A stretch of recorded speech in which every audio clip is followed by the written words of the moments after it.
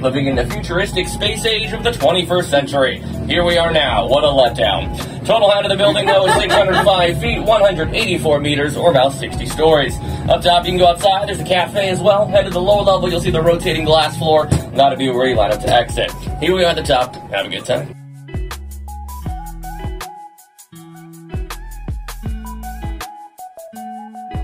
Kung hindi ka pa naka-follow, baka naman guys. Hello vlog! Welcome to my guys. For today's video, nandito tayo ngayon sa Seattle kasi pupunta tayo sa Space Needle. Ayan guys, natatanong nyo na yung Space Needle. At syempre, nag-selfie muna kami ng mga kasama ko. Guys, ayun nga pala yung binili ko sa TikTok. Bumili na nga agad kami ng ticket para makapagsimula na sa tour.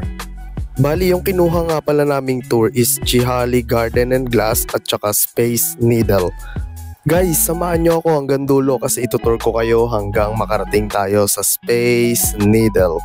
Guys, alam kong inaantay nyong magpa-Gcash na naman tayo. Oo, meron.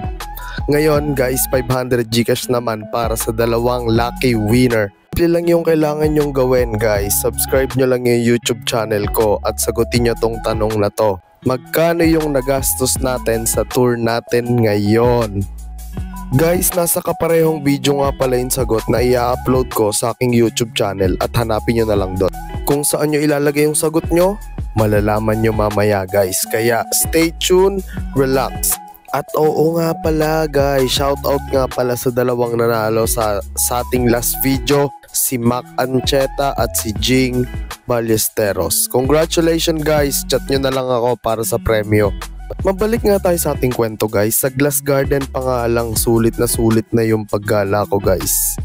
Guys, kung magkano yung sagot nyo sa aking tour, i-PM nyo lang sa aking Facebook page. Please, thank you. After 4 days nga, i-spin natin yung mga pangalan ng mga nag-chat sa akin. Pagkatapos nga natin maggala sa Glass Garden, diretso na nga tayo ng Space Needle guys. Ito naman yung susubukan natin at nakapila na nga tayo. Inabot din ata tayo ng 30 minutes dito para sa pag-aantay lang guys sa pila. Pero sobrang worth it naman nung tayo na yung umakyat doon sa may pinakataas guys. Ito, panoorin nyo guys oh. The centerpiece for the World's Fair that was held all alone around us on what's now the Seattle Center.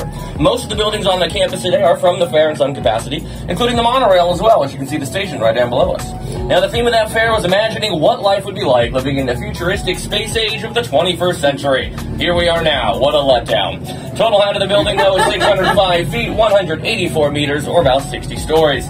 Up top you can go outside. There's a cafe as well. Head to the lower level, you'll see the rotating glass floor. Not a view where you line up to exit. Here we are at the top. Have a good time. Wow, thank you. You're welcome. Whoa!